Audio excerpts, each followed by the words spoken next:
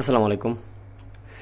যারা server drive repairing শুরু করছেন বা আমাকে ফলো করছেন তাদেরকে একটা ভিডিও আজকে শেয়ার করতেছি। যারা সার্ভার ড্রাইভ ব্যবহার করবেন না, শুধু রিপেয়ার করবেন, তাদেরকে বলবো সার্ভার ড্রাইভ রিপেয়ার করা কিন্তু বিএফডি থেকেও সহজ। ওকে, এবং সার্ভার ড্রাইভ মজার ব্যাপার হলো সার্ভার ড্রাইভে খুব বেশি অত্যাধুনিক সিস্টেম থাকার কারণে এবং ফিডব্যাক সিস্টেম থাকার কারণে যেটা হয়, বিএফডি থেকে বেশি সেফটি দেওয়া থাকে অ্যান্ড বিএফডি থেকে খুব অল্প ত্রুটির উপরে নির্ভর করে এটা অফ হয়ে যায়। ওকে, মানে আপনি খুব বড় সমস্যা চাইলেই করতে পারবেন না এটার ভিতরে, এবং আপনি যেটা করতে পারবেন সেটা হলো একে আবার খুব অল্প সময়ের ভিতরে সমাধান করতে পারবেন। বাট আপনাকে অবশ্যই এটা খুব বেশি ঘাটাঘাটি করা ঠিক হবে না। আর দ্বিতীয়ত হলো আপনাকে এটাকে বুঝে শুনে কাজ করতে হবে। ওকে, সো এইখানে এই সার্ভার ড্রাইভটার একটা প্রবলেম হলো ওভারলোড। খেয়াল করেন, ওভারলোড মিন আপনি যখন এটা ড্রাইভটাকে দিয়ে মোটরকে রান করতেছেন তখন এটা যেটা হচ্ছে এটা ওভারলোড সিস্টেম বা ওভারলোড ফল্ট চলে আসতেছে। ওকে, ওভারলোড কেন হয় আমরা যদি এটা দেখি, এখানে আগে নেম প্লেটটা দেখি। এটা ওয়ান ফেজে 240 ভোল্ট 50-60 হাজার একটা সার্ভার ড্রাইভ, এবং আউটপুট হলো 3 ফেজ যা সেম ভোল্টেজ এবং 3.5 এম্পিয়ারের 333 হার্জের আউটপুট বের করতে পারবে। ওকে, এটা কাস্টমাইজেশন সাবম্যাক্স সার্ভার ড্রাইভ, মডেল নাম্বার দেওয়া আছে সাব এসডি ইউটুপি 20 ASB। এটা একটা কাস্টমাইজেশন সার্ভার ড্রাইভ। এটা আপনি অনলাইনে হয়তো বা ম্যানুয়ালও পাবেন না, বাট এটা আমরা আগে একবার প্রোগ্রামিং করে দিয়েছিলাম একটা মেশিনে, আমার মনে আছে ঠিক। আর এইটা আবার সেম রিপেয়ারে চলে আসছে।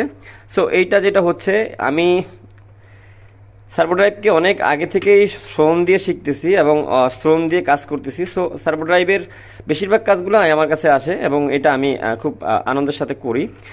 এখানে সার্ভার ড্রাইভের এইটার মূলত সার্কিট বোর্ডটা যদি আমরা দেখি, আমি এখন দেখালে আপনাকে যেটা পাবো সেটা হলো এটার ভিতরে আমি একদমই ঘাটাঘাটি করিনি। আর এটা আসলে প্রথমবার মেবি আমার কাছে রিপেয়ারে আসছে। এটা চাইনিজদের একটা মেশিন এবং চাইনিজদের ব্র্যান্ড। ওকে, সো এইখানে আমরা এই ওভারলোডের জন্য কি করতে পারি সেটার একটা নলেজ নিব বা সেটার একটা ধারণা নিব। ওকে, সো এইখানে এই সারা ওভারলোডের একটা সমস্যার সমাধানের জন্য আমাকে কয়েকটা জিনিস ফলো করতে হবে। ওভারলোড জিনিসটা হলো আউটপুট লোডের একটা ভুল ত্রুটি। ক্লিয়ার? ওভারলোড এটা যে কোনো ড্রাইভেই হোক, এটার একটা সমস্যা হলো আউটপুট লোডের ভুল ত্রুটি মিন যদি এমন হয় আউটপুটের ফেজ ভোল্টেজ এবং প্রয়োজনীয় কি সিকোয়েন্স মিল নাই, তাইলে যেটা হবে আপনার এটা সমস্যা তৈরি হবে। অথবা আরেকটা সমস্যা আছে যেটা হলো অতিরিক্ত লোড ব্যবহার করা, ধরেন আপনার আউটপুটের যে শক্তি তার উপরে অতিরিক্ত চাপ প্রয়োগ করা। ওকে, এই চারটা সমস্যা দিয়েই মূলত ওভারলোডটা তৈরি হয়। সো আবার খেয়াল করুন কেন তৈরি হয়। 1 নাম্বার হলো ফেজ সিকোয়েন্স প্রবলেম, 2 নাম্বার হলো যদি ভোল্টেজের ত্রুটি থাকে, ডিফারেন্স থাকে ফেস টু ফেস, 3 নাম্বারে হলো আপনি যদি সেইটার আউটপুটের যেই ফেজ কি বলে ফেজের যেই সংখ্যা 3 ফেজ যেহেতু বলা হয়েছে, 3 ফেজের যদি কোনো ধরনের ফেজ মিসিংয়ের একটা প্রবলেম থাকে তাহলে। আর 4 নাম্বার হলো অতিরিক্ত লোড বা শক্তি প্রয়োগ করা এর আউটপুট মোটরে বা মেশিনে। ওকে, তো চারটার জিনিসের সমাধান কিন্তু 2টা হইতে পারে। নাম্বার 1, আপনি যেই লোডটা যেই লোডটা তার মোটরের গায়ে দিচ্ছেন সেটাকে আপনার কমাতে হবে, অথবা আপনাকে দেখতে হবে সেই লোডটা কি পারফেক্ট সাইজ অনুযায়ী আছে কিনা। দেন 2 নাম্বার যেটা আছে, এই ড্রাইভের যেই আউটপুট ভোল্টেজ, ফেজ সিকোয়েন্স এবং আউটপুট যেই ফ্রিকোয়েন্সি ডেলিভারি, সেই সিস্টেমটাকে চেক করা।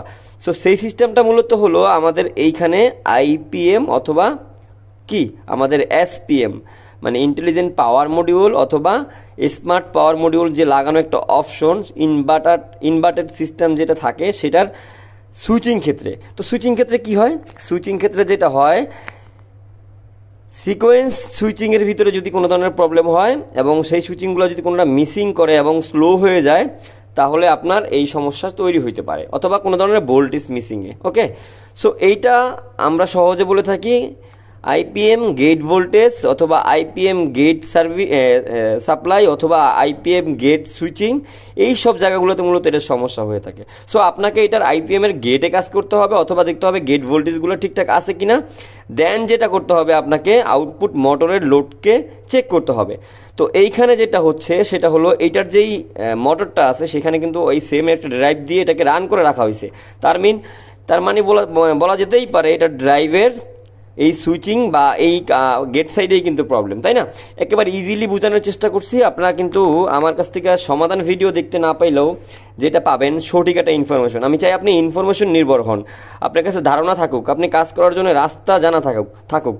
কাজ দেখে আপনি কখনো কাজ করতে পারবেন না। আমি আপনার সামনে সারা জীবনও যদি কাজ করি, আপনি হয়তো পিছনে দাঁড়িয়ে থেকে শুধু দেখতেই পারবেন, কিন্তু আপনি যেটা পারবেন না সেটা হলো আপনি কী কারণে কোনটা চেঞ্জ করতেছি, কী কারণে কোন পার্টসটা পরিবর্তন করতেছি এবং কিভাবে বুঝলাম যে এই পার্টসটাকে আমার খারাপ হিসেবে ধরে নিতে হবে, সেটা আপনি ধারণা করতে পারবেন না। সো আমার ভিডিওগুলো দেওয়ার কারণ এরকম একটা অপশন নয়, আরও অনেক বেশি চিন্তার থেকে আমি দেই, যা আপনাদের অনেক প্রয়োজনীয় হবে যখন আপনারা একটু এক্সপার্ট হয়ে যাবেন। ভালো থাকবেন সবাই, দেখা হবে নেক্সট ভিডিও। আল্লাহ হাফেজ।